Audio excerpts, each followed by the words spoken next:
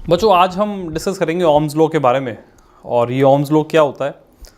Basically अगर हम battery से किसी भी डिवाइस को, किसी भी अप्लायंस को, किसी भी रेजिस्टेंस को जोड़ते हैं तो उसमें कितना करंट फ्लो करेगा, ये देखने के लिए हमें ओम्स लॉ यूज़ करना पड़ेगा। ठीक है, तो देखो बच्चों है क्या कि इलेक्ट्रिक करंट जो है ना, किसी भी मेटलिक वायर से जो फ्लो करेगी, जैसे मान लो हमारे पास ये एक वायर है, ये एक वायर है और इस पॉइंट पे और इस पॉइंट पे दोनों पे पोटेंशियल डिफरेंस V अप्लाई करा है, इसमें से कितना करंट फ्लो करेगा, ओम्स लॉ इसी के बारे में रिलेशन देता है। और ओम्स लॉ क्या कहता है कि this current is proportional to potential difference. ठीक है ना, तो ये बात आपको याद रखनी है। The current through the wire is proportional to potential difference. ठीक है, अब ये दोनों प्रोपोर्शनल होंगे तो बेटा ये प्रोपोर्शनलिटी का साइन जब भी इक्वल टू में कन्वर्ट होता है तो एक कांस्टेंट आता है। ठीक है, तो यहाँ से V/I कांस्टेंट होगा, इस कांस्टेंट की वैल्यू R होती है, तो यहाँ से फॉर्मूला बनेगा V = IR। ठीक है, अब V = IR को अगर देखा जाए, ये बहुत ही इंपॉर्टेंट फॉर्मूला है। इन तीनों बातों का मतलब समझाता हूँ क्या क्या होता है। V का मतलब होता है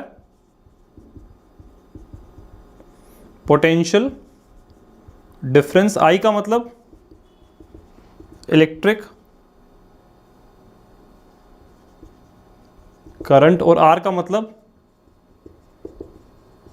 रेजिस्टेंस। ठीक है ना, इसकी यूनिट वोल्ट होती है, इसकी यूनिट एम्पियर होती है और इस रेजिस्टेंस की यूनिट ओम होती है। ठीक है ना, ओम को इस तरीके से बनाते हैं। ठीक है, ये सिंबल होता है ओम का।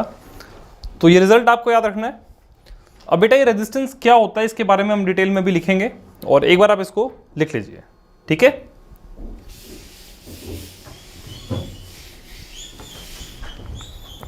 देखो यहाँ पे एक छोटा सा कार्टून बनाया हुआ है एंड इस कार्टून में क्या है कि इसको मूव कराने के लिए वोल्ट पुश कर रहा है और यहाँ से इस वायर को खींच करके ओम इसको रोक रहा है। मतलब ओम का मतलब क्या,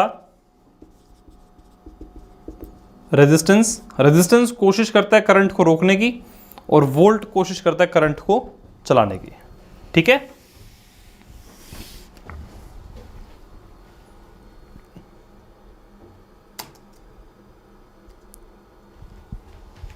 अब बच्चों रेजिस्टेंस यूनिट ओम मैंने आपको बताई।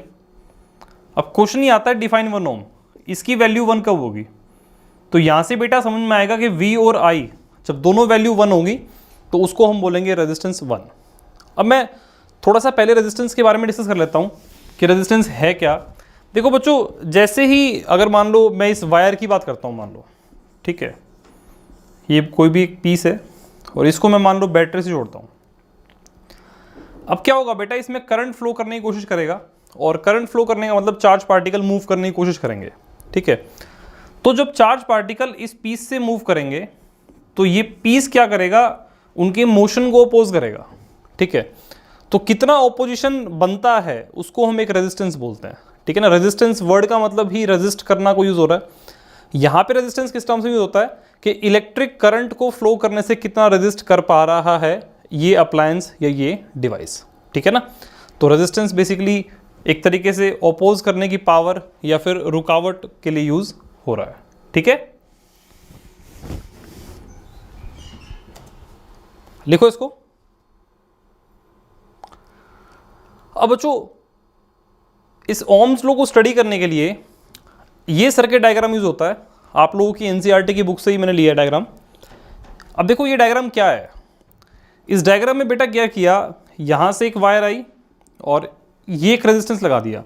ये बेटा सिंबल जो होता है ना, ये रेजिस्टेंस का होता है। इसके साथ पैरेलल में लगाया वोल्टमीटर, इसके क्रॉस पोटेंशियल डिफरेंस निकालने के लिए, और इनके साथ सीरीज में लगाया एमीटर, इसके क्रॉस करंट निकालने के लिए। ठीक है, ये एक की है सर्किट को, स्विच को ऑन ऑफ, मतलब सर्किट को ऑन ऑफ करने के लिए। ठीक है, मैंने आपको बताया था। और अगर की के अंदर यहाँ पे ऐसा पॉइंट लगा हुआ है, इसका मतलब की बंद है, सर्किट क्लोज्ड है, मतलब सर्किट ऑन है। ठीक है, अब बच्चों मैं करना क्या चाहता हूँ, मैं अलग अलग V की वैल्यू के कॉरस्पॉन्डिंग अलग अलग A की रीडिंग लेना चाहता हूँ। ठीक है, तो अलग अलग V और अलग अलग A को देखने के लिए हम क्या करेंगे, यहाँ से तो हमने बैटरी का एक टर्मिनल जोड़ दिया, ठीक है, ऐसे ये कनेक्शन बना लिया, ठीक है। अब मैं क्या करूँगा, इस वाली वायर को पहले एक बार यहाँ कनेक्ट करूँगा, यहाँ कनेक्ट करने के बाद V और A की एक वैल्यू आएगी, उस वैल्यू को मैं इस ग्राफ पे प्लॉट करता हूँ, मान लो ये आ गया वो, ठीक है, मतलब इतनी V पे इतना I आ गया। अब क्या करेंगे बेटा, अब यहाँ से इस कनेक्शन को हटा करके यहाँ जोड़ेंगे। अब जब यहाँ जोड़ेंगे तो ये दो बैटरी काम करेगी, V और V दोनों बैटरी मिला करके 2V, मतलब इसकी रीडिंग क्या आएगी 2V। अब इसकी रीडिंग अगर 2V होगी, 2V कॉरस्पॉन्डिंग करंट की वैल्यू भी I ना करके 2I आएगी, ठीक है। ऐसे अलग अलग जगह पे कनेक्ट करके हम अलग अलग पॉइंट्स प्लॉट करेंगे और उन सभी पॉइंट्स को जब हम कनेक्ट करेंगे तो वैसा ग्राफ बन जाएगा, ठीक है ना। तो ये बन गया basically potential difference versus current का ग्राफ, और ये एक स्ट्रेट लाइन कर्व होता है, ठीक है। लिखो इसको।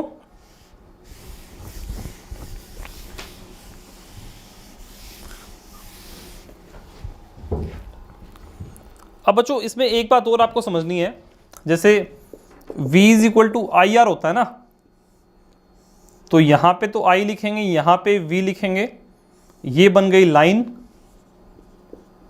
इसका जो स्लोप होगा ना वो रेजिस्टेंस के बराबर होगा, ठीक है।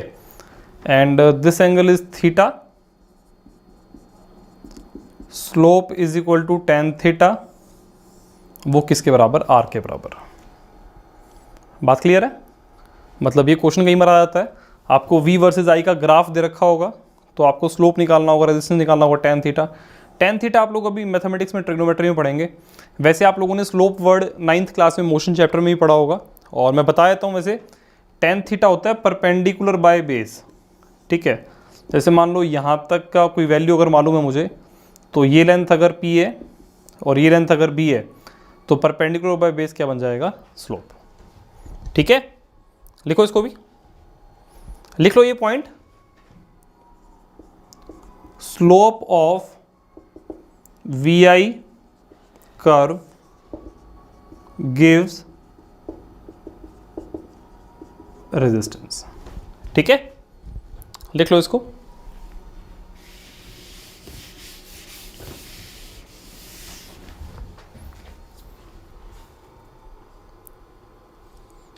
चलें आगे।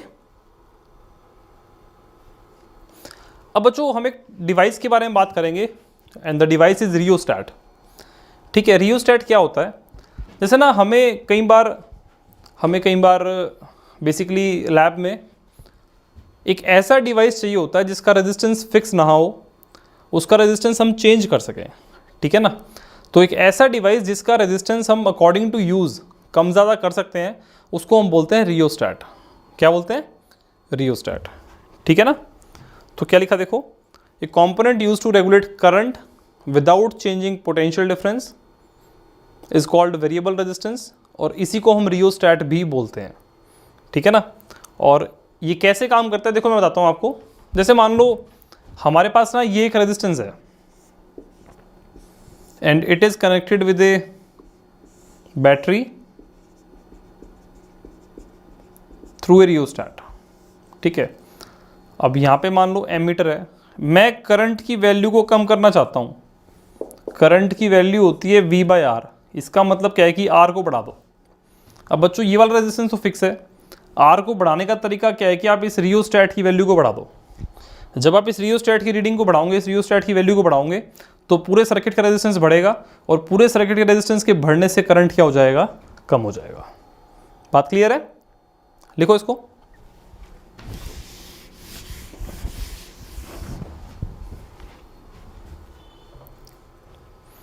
लिखो इसको बच्चों। और ये दो पॉइंट और देख लो, गुड कंडक्टर्स का रेजिस्टेंस कम होता है, इंसुलेटर्स का रेजिस्टेंस ज़्यादा होता है, ठीक है। इसको समझना कैसे है, देखो रेजिस्टेंस का मतलब चार्ज को फ्लो करने से रोकना, ठीक है ना। और इंसुलेटर में चार्ज का फ्लो बहुत मुश्किल होता है, मतलब अपोज करने की पावर ज़्यादा है, और अपोज करने की पावर को ही तो हम रेजिस्टेंस बोलते हैं ना, इसका मतलब रेजिस्टेंस क्या है, ज़्यादा, ठीक है। कंडक्टर के अंदर चार्ज को ओपोजिशन नहीं मिलता, मतलब रेजिस्टेंस क्या होता है, कम होता है। ठीक है, लिखो इसको।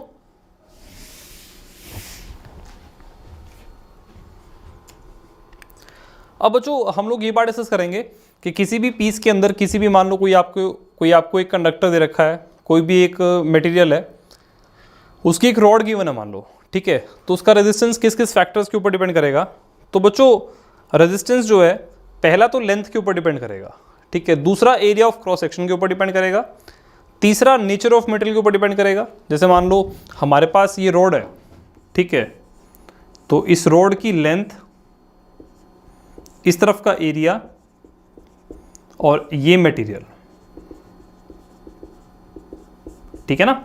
मटेरियल का मतलब क्या कि भाई वो कॉपर है, एल्युमिनियम है, प्लास्टिक है, क्या है, और इस तरीके से डिपेंड करेगा, ठीक है।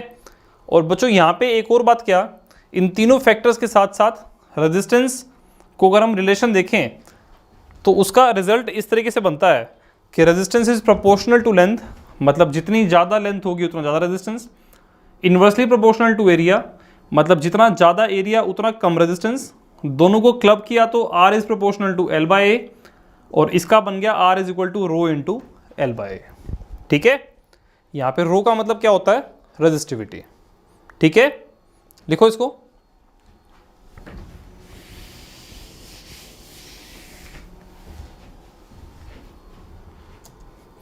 अब देखो बच्चों रेजिस्टिविटी के बारे में डिस्कस करते हैं। रेजिस्टिविटी फॉर्मूला होता है rho into R is equal to rho into L by A. तो बच्चों अब रो का फॉर्मूला क्या बनेगा, R into A by L. सबसे पहले मैं यहां से ना रेजिस्टिविटी की यूनिट निकालना चाहूंगा, ठीक है। तो बच्चों देखो इसकी यूनिट तो होगी ओम्स, एरिया की होगी मीटर स्क्वायर और लेंथ की होगी मीटर। तो रो की यूनिट बनेगी ओम्स मीटर स्क्वायर पर metre is equals to ohm metre, ठीक है। मतलब रेजिस्टिविटी की यूनिट क्या रहेगी, ओम मीटर। बात क्लियर है।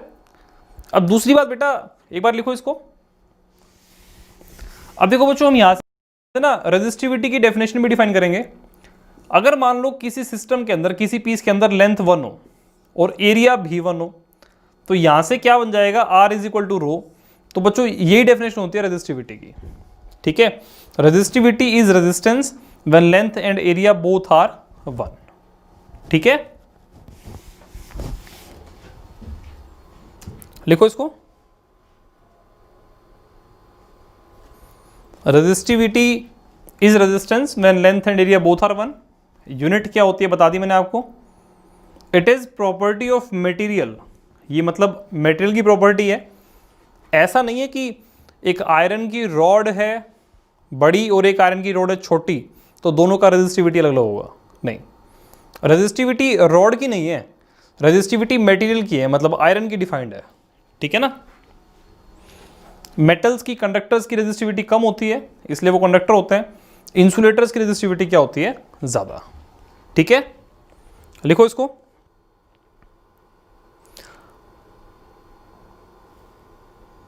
चले आगे।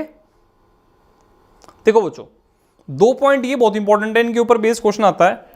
एक तो क्वेश्चन ये आता है कि मतलब बल्ब के फिलामेंट के अंदर टंगस्टन क्यों यूज होता है, ठीक है ना। तो आपको इसका आंसर ध्यान रखना है कि बल्ब के फिलामेंट के अंदर टंगस्टन यूज होने का रीजन क्या है कि उसका मेल्टिंग पॉइंट हाई होता है, ठीक है ना। ताकि बल्ब के अंदर जब करंट पास करता है और वो जो फिलामेंट गर्म होता है तो वो पिघले ना, क्योंकि अगर वो फिलामेंट मेल्ट कर गया तो बेसिकली सर्किट ब्रेक हो जाएगा और सर्किट ब्रेक होने पे कनेक्शन टूट जाएगा, ठीक है।